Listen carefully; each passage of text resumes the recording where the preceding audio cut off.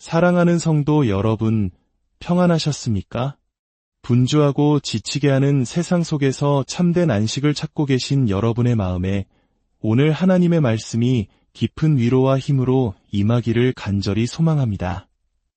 우리가 함께 나눌 이 귀한 말씀의 여정을 시작하기에 앞서 잠시 여러분께 부탁의 말씀을 드립니다. 만일 오늘 이 이야기가 여러분의 마음에 울림을 준다면 좋아요를 통해 마음을 표현해 주시고 이 은혜가 필요한 다른 이들에게 공유해 주십시오. 여러분의 구독과 나눔은 복음의 씨앗이 더 널리 퍼져나가게 하는 귀한 섬김이 될 것입니다. 이 말씀을 나누고 전하는 모든 손길 위에 하나님의 크신 축복이 함께하기를 기도합니다. 우리는 신앙의 여정 속에서 종종 두 가지 감정을 동시에 경험합니다. 하나는 칭의의 교리가 주는 엄청난 기쁨과 감사입니다. 내가 한 것이 아무것도 없음에도 불구하고 오직 예수 그리스도의 십자가 공로를 믿음으로 말미암아 하나님 앞에서 의롭다고 선언받았다는 사실, 죄와 사망의 법에서 해방되어 하나님의 자녀가 되었다는 이 진리는 우리 영혼을 춤추게 합니다. 하지만 동시에 우리는 성화의 과정 속에서 깊은 낙심과 좌절을 맛보기도 합니다. 즉, 구원받은 자로서 거룩하게 살아가는 삶의 여정에서 우리는 자주 넘어지고 실망합니다. 나는 왜 이렇게 성숙하지 못할까? 몇 년째 같은 죄와 씨름하고 있는 내 모습이 너무 한심하다. 하나님의 은혜를 더 깊이 체험하고 싶은데 왜 나는 이토록 변하지 않는 것일까? 와 같은 생각들이 우리를 괴롭힙니다. 사랑할 수 없는 사람을 사랑하기 위해 애쓰다 지치고 하나님의 뜻에 내 뜻을 굴복시키는 것이 너무나도 버겁게 느껴질 때가 많습니다. 우리는 경건한 삶을 향한 우리의 더딘 발걸음에 실망하곤 합니다. 그러나 사랑하는 여러분, 오늘 저는 여러분께 복된 소식을 전하고 싶습니다. 바로 여러분의 삶 속에서 쉬지 않고 일하시는 성령님의 사역이야말로 칭의만큼이나 놀라운 복음이라는 사실입니다. 여러분을 하나님의 형상으로 빚어가시는 성령님의 일하심은 결코 실패하지 않는 기쁜 소식입니다. 오늘 우리는 로마서 8장의 말씀을 통해 이 진리를 깊이 탐구하고자 합니다. 로마서 8장은 신자의 삶 속에서 성령님이 어떤 역할을 하시는지, 특히 우리가 고난과 연약함, 시련에 직면했을 때 어떻게 우리를 도우시는지를 장엄하게 노래하는 교향곡과도 같습니다. 바울은 이 장을 통해 우리를 질책하려는 것이 아니라 치열한 믿음의 싸움을 싸우는 우리를 격려하고 위로하기 위해 이 말씀을 기록했습니다.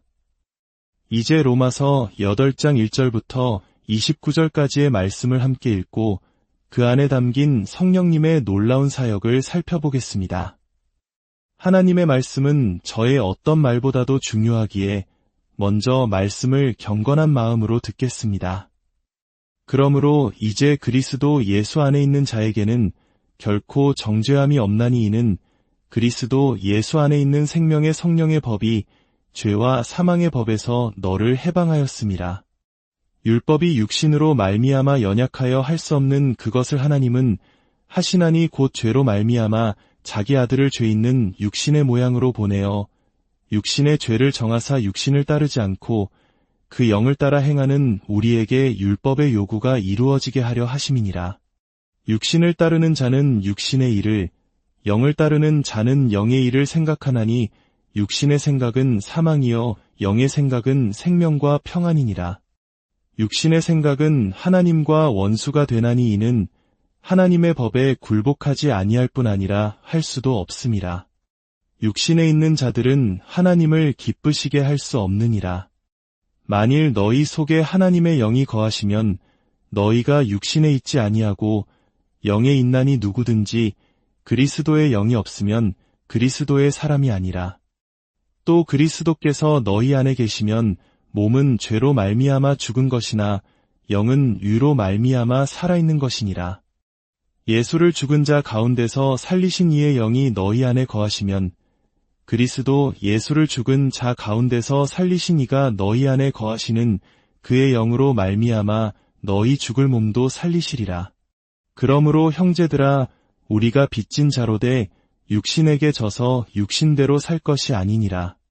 너희가 육신대로 살면 반드시 죽을 것이로되 영으로서 몸의 행실을 죽이면 살리니 무릇 하나님의 영으로 인도함을 받는 사람은 곧 하나님의 아들이라. 너희는 다시 무서워하는 종의 영을 받지 아니하고 양자의 영을 받았으므로 우리가 아빠 아버지라고 부르짖느니라. 성령이 친히 우리의 영과 더불어 우리가 하나님의 자녀인 것을 증언하시나니 자녀이면 또한 상속자 곧 하나님의 상속자여 그리스도와 함께 한 상속자니 우리가 그와 함께 영광을 받기 위하여 고난도 함께 받아야 할 것이니라. 생각하건대 현재의 고난은 장차 우리에게 나타날 영광과 비교할 수 없도다. 피조물이 고대하는 바는 하나님의 아들들이 나타나는 것이니 피조물이 허무한데 굴복하는 것은 자기 뜻이 아니요 오직 굴복하게 하시는 이로 말미암음이라. 그 바라는 것은 피조물도 썩어짐의 종 노릇한 데서 해방되어 하나님의 자녀들의 영광의 자유에 이르는 것이니라. 피조물이 다 이제까지 함께 탄식하며 함께 고통을 겪고 있는 것을 우리가 아느니라. 그뿐 아니라 또한 우리 곧 성령의 처음 익은 열매를 받은 우리까지도 속으로 탄식하여 양자될 것 곧 우리 몸의 속량을 기다리느니라. 우리가 소망으로 구원을 얻었음에 보이는 소망이 아니니 보는 것을 누가 바라리요. 만일 우리가 보지 못하는 것을 바라면 참음으로 기다릴지니라. 이와 같이 성령도 우리의 연약함을 도우시나니 우리는 마땅히 기도할 바를 알지 못하나 오직 성령이 말할 수 없는 탄식으로 우리를 위하여 친히 간구하시느니라. 마음을 살피시는 이가 성령의 생각을 아시나니 이는 성령이 하나님의 뜻대로 성도를 위하여 간구하심이니라. 우리가 알거니와 하나님을 사랑하는 자 곧 그의 뜻대로 부르심을 입은 자들에게는 모든 것이 합력하여 선을 이루느니라. 하나님이 미리 아신 자들을 또한 그 아들의 형상을 본받게 하기 위하여 미리 정하셨으니 이는 그로 많은 형제 중에서 맏아들이 되게 하려 하심이니라. 아멘. 사랑하는 자매님들, 형제님들, 여러분 안에서 일하시는 성령님의 사역은 참으로 기쁜 소식입니다.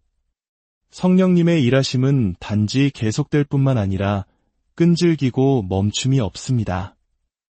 우리가 지치고 넘어지고 실패할 때에도 성령님은 결코 지치거나 흔들리거나 실패하지 않으십니다. 성령님은 결코 우리를 포기하지 않으십니다. 그분은 창세 전부터 시작된 하나님의 목적이 온전히 성취될 때까지 여러분 안에서 쉬지 않고 일하십니다. 오늘 이 위대한 말씀 속에서 성령님의 사역이 가진 5가지 특징을 함께 나누며 은혜 받기 원합니다. 첫째로, 성령님은 우리를 율법의 요구로부터 자유롭게 하십니다. 1절부터 4절을 보십시오. 은혜로 말미암은 우리의 칭의와 성령님의 사역을 통한 우리의 성화는 둘 다 우리에게 참된 자유를 줍니다. 4절은 특히 놀랍습니다. 성령님께서 우리 안에 거하시는 목적은 육신을 따르지 않고 그 영을 따라 행하는 우리에게 율법의 요구가 이루어지게 하려 하심이라고 말씀합니다. 이것이 얼마나 복된 소식입니까? 다시 말해 하나님께서는 우리 자신보다 우리의 성화에 훨씬 더 깊은 관심을 가지고 계십니다. 그리고 하나님의 영이신 성령님께서 친히 우리 안에서 하나님의 법이 요구하는 바를 성취하기 위해 일하고 계신다는 것입니다. 하나님은 우리를 구원하신 후에 이제 내 힘으로 알아서 거룩하게 살아봐라 하고 내버려 두지 않으십니다. 그분은 우리 안에서 친히 일하시며 우리가 그리스도인의 삶을 살아내도록 힘을 주십니다. 우리의 모든 노력은 이미 우리 안에서 일하고 계시는 그분의 사역에 기초한 반응일 뿐입니다. 어거스틴이 주님, 제 안에 있는 모든 선한 것은 주님께로부터 온 것이며 나머지는 모두 제 잘못입니다. 라고 고백한 것처럼 우리 삶에 나타나는 모든 성장의 증거는 우리 안에서 일하시는 성령님의 역사 덕분입니다. 둘째로, 성령님은 우리가 하나님을 기쁘시게 하는 삶을 살게 하십니다. 5절부터 11절은 세상적인 삶과 경건한 삶의 차이를 극명하게 보여줍니다. 육신을 따르는 삶, 즉 세상적인 삶은 자기 생각, 자기 욕망, 자기 목적에만 집중합니다. 그것은 본질적으로 하나님을 적대하며 그분의 뜻에 복종하기를 거부합니다. 결국 그런 삶은 하나님을 기쁘시게 할 수 없습니다. 하지만 성령을 따르는 신자의 삶은 다릅니다. 우리의 마음과 이성, 욕망과 의지가 성령의 다스림을 받습니다. 우리는 하나님의 법을 사랑하게 됩니다. 하나님의 말씀이 우리를 망치기 위한 족쇄가 아니라 우리를 축복하기 위한 사랑의 지침임을 알기 때문입니다. 그 결과 우리는 하나님을 기쁘시게 할 수 있게 됩니다. 여기서 우리가 기뻐할 수 있는 것은 하나님을 기쁘시게 하는 것이 결코 만족할 줄 모르는 사람을 기쁘게 하려는 처절한 노력과는 완전히 다르다는 점입니다. 제가 아는 한 경건한 여성이 있었습니다. 그녀는 믿지 않는 편모스라에서 자랐는데 그녀의 어머니는 삶에 대한 깊은 상처와 쓴뿌리로 인해 늘 불평과 불만 속에 살았습니다. 딸은 최선을 다해 어머니를 섬겼지만 단 한 번도 감사하다는 말을 듣지 못했습니다. 한국 문화에서 효는 매우 중요한 가치이기에 그 자매의 마음은 이루 말할 수 없이 고통스러웠을 것입니다. 그러던 어느 날 그녀가 눈물 흘리며 제게 와서 말했습니다. 어머니가 평생 처음으로 제게 고맙다고 말씀하셨어요. 그 한마디가 그녀의 평생의 응어리를 녹여내렸습니다. 만족할 줄 모르는 사람을 섬기는 것은 이처럼 영혼을 갉아먹는 고통스러운 일입니다. 그러나 우리 하나님 아버지를 기쁘시게 하는 것은 이와 완전히 다릅니다. 어린아이가 서툰 솜씨로 엄마의 얼굴을 그려와서 엄마, 선물이에요. 하고 내밀 때를 생각해 보십시오. 그림은 엉망진창일지라도 엄마는 이게 뭐야, 다시 그려와, 라고 말하지 않습니다. 아, 정말 멋지다. 우리 냉장고에 붙여놓자. 하며 아이를 꼭 안아줍니다. 아이의 완벽한 그림 실력 때문이 아니라 그 아이가 바로 자신의 사랑하는 자녀이기 때문입니다. 하나님 앞에서 우리의 모습이 이와 같습니다. 하나님은 우리의 완벽한 행위를 보고 기뻐하시는 것이 아닙니다. 우리가 그분의 사랑하는 자녀로서 그분이 주신 능력 안에서 살아가려고 애쓰는 그 모습 자체를 기뻐하십니다. 영화 불의 전차의 주인공 에릭 리들은 이렇게 말했습니다. 하나님은 저를 빨리 달리게 만드셨어요. 제가 달릴 때 저는 하나님의 기쁨을 느낍니다. 우리도 마찬가지입니다. 하나님이 우리를 창조하신 목적대로 살아갈 때 비록 우리의 모습이 불완전할지라도 우리는 하늘 아버지의 기쁨을 느끼며 자유를 누릴 수 있습니다. 셋째로, 성령님의 목표는 우리가 하나님의 자녀임을 진정으로 알게 하는 것입니다. 12절부터 17절 말씀을 보십시오. 성령님은 우리가 더 이상 두려워하는 종의 영이 아니라 양자의 영을 받았다고 증언하십니다.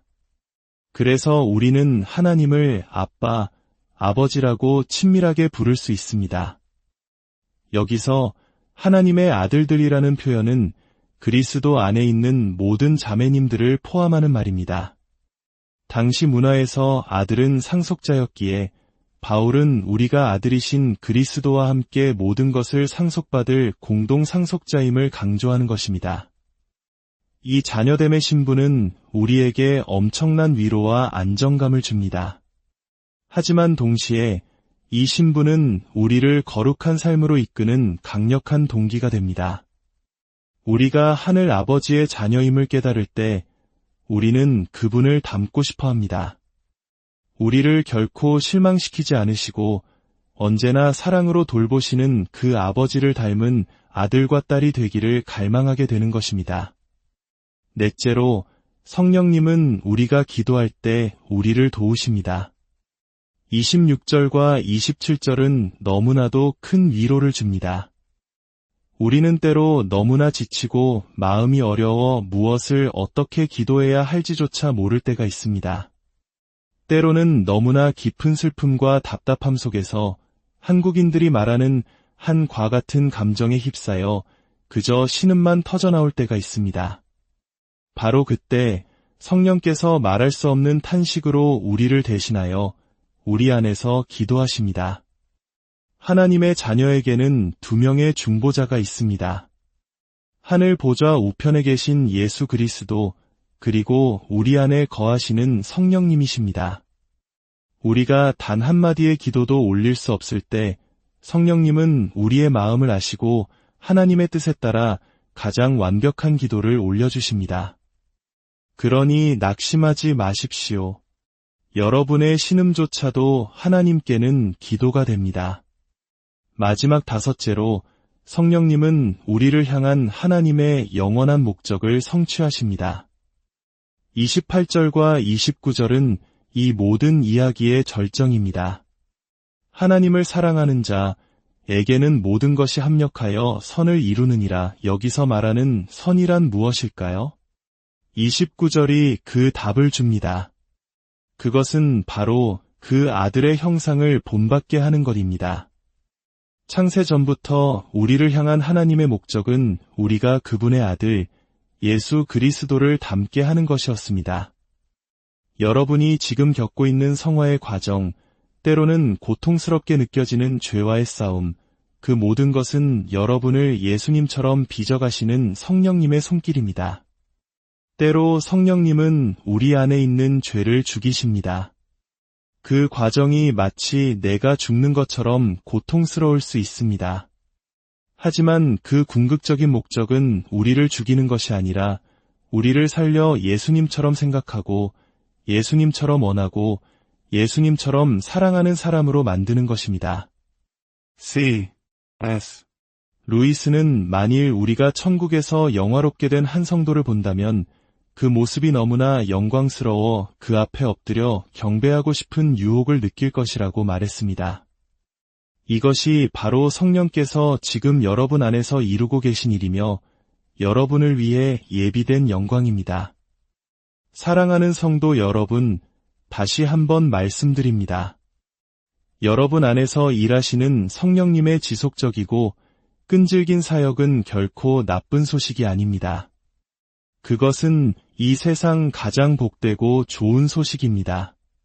그러니 낙심하지 마시고 용기를 내십시오. 성령께서 여러분 안에서 일하고 계십니다. 함께 기도하겠습니다.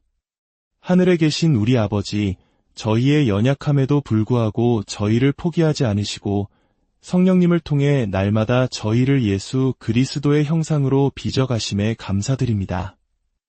때로 더딘 성장에 낙심하고 좌절할 때 이 진리의 말씀을 기억하게 하시고 저희 안에서 일하시는 성령님을 신뢰하며 다시 일어서게 하여 주옵소서. 저희가 기도할 수 없을 때에도 저희를 위해 탄식하며 기도하시는 성령님의 도우심을 의지합니다. 저희의 모든 삶이 합력하여 선을 이루시는 주님의 손에 있음을 믿사오니 주님의 기쁨이 되는 자녀로 살아갈 힘과 지혜를 더하여 주옵소서. 이 모든 말씀 우리를 구원하신 예수 그리스도의 이름으로 기도드립니다.